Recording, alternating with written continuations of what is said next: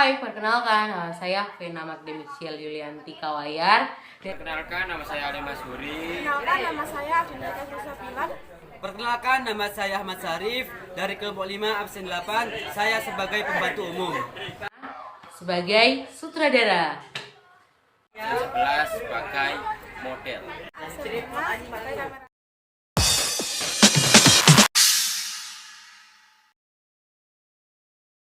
Oke, pertama-tama kita harus mengambil posisi duduk yang tepat.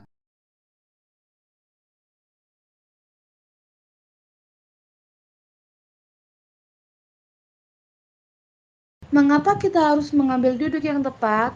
Menjaga tulang dan persendian berada pada posisi yang tepat, membantu mengurangi keausan permukaan sendi seperti lutut, menjaga artritis. Langkah kedua, perhatikan jarak. Nah, yang kedua, setelah mengambil posisi duduk, kita juga harus perhatikan jarak antara komputer dan mata kita. Mengapa kita harus mengambil jarak antara komputer dan mata kita? Saat jarak pandang mata dengan monitor terlalu dekat, akan membuat mata menjadi lebih cepat lelah dan dapat merusak mata.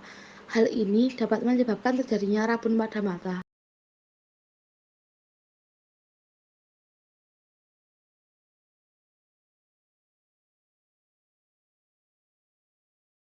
Langkah ketiga,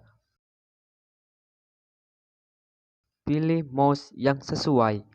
Selanjutnya, kita juga harus memilih mouse yang sesuai. Apa fungsi mouse? Yaitu untuk memperbesar dan memperkecil tampilan, melakukan scrolling pada layar, melakukan perintah yang tidak tersedia menu shortcut, dan berfungsi sebagai tombol enter untuk eksekusi perintah.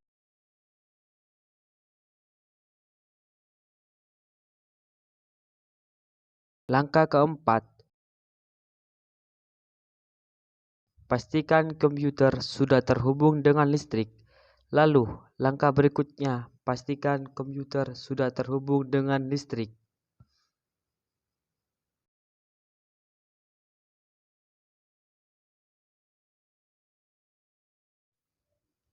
Langkah kelima, tekan tombol power yang ada pada CPU. Berikutnya, tekan tombol power yang ada pada CPU. Nah, jika sudah ada lampu merah, berarti sudah menyala.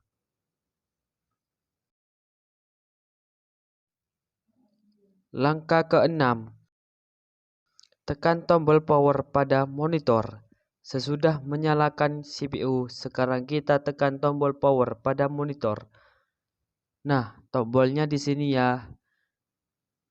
Kalau udah menyala, berarti sudah menyala komputer tersebut.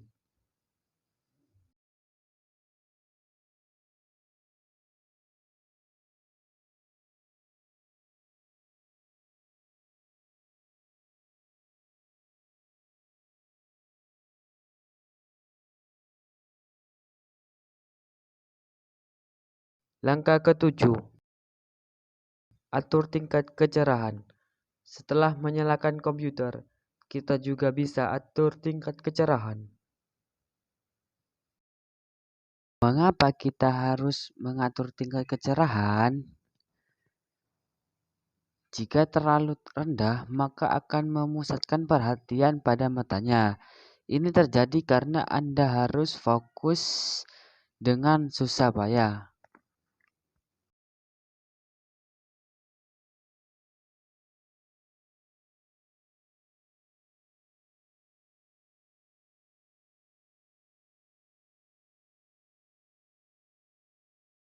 Langkah ke-8, yaitu cara menggunakan aplikasi. Setelah menyalakan komputer dan mengatur tingkat kecerahan, saya akan membuka atau browsing aplikasi. Yaitu saya sekarang ini menggunakan Google Chrome untuk browsing YouTube ya. Nah, teman-teman, langkah terakhir yaitu cara mematikan komputer. Nah, mengapa kita tidak boleh mematikan komputer langsung tombol power? Nah, teman-teman, yaitu alasannya karena secara otomatis memutus arus listrik ke seluruh hardware jika tombol power ditekan. Hal tersebut tentunya dapat merusak komputer termasuk hard disk yang dipaksa untuk berhenti secara tiba-tiba.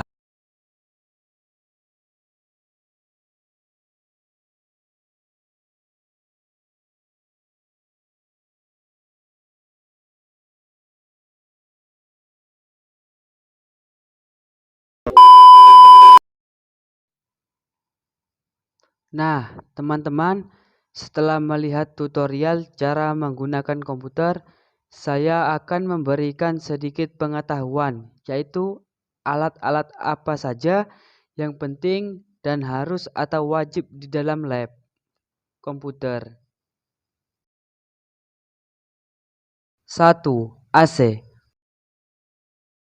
Kenapa ruangan komputer cenderung harus ber-AC?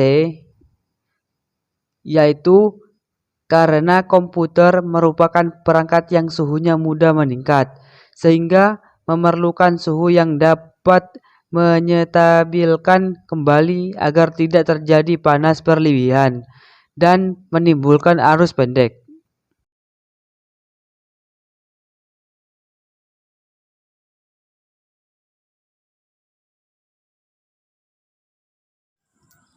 Dua, PK3. Apakah PK3 itu? Nah, PK3 itu singkatan dari Peralatan Kesehatan dan Keselamatan Kerja. Nah, alat yang tidak bisa dilepas di dalam sebuah lab komputer. Dikarenakan banyaknya jenis-jenis kegiatan yang membahayakan pengguna komputer, maka biasanya di dalam sebuah lab komputer terdapat peralatan kesehatan, keselamatan. 3. Karpet, yaitu berfungsi agar kaki tidak langsung menginjak lantai, atau ketika ada kabel yang terbuka tidak langsung ke tubuh melainkan tertahan oleh karpet tersebut. 4.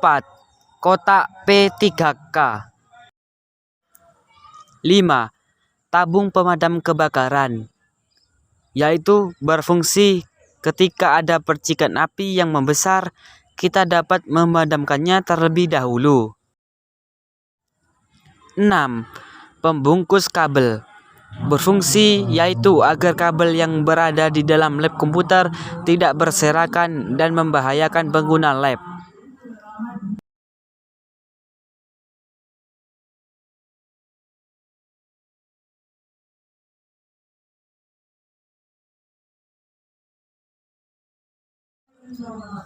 7. Tirai jendela, yaitu memiliki fungsi agar AC yang dikeluarkan itu tidak sia-sia, karena kalau tirai jendela dibuka maka cahaya matahari akan masuk.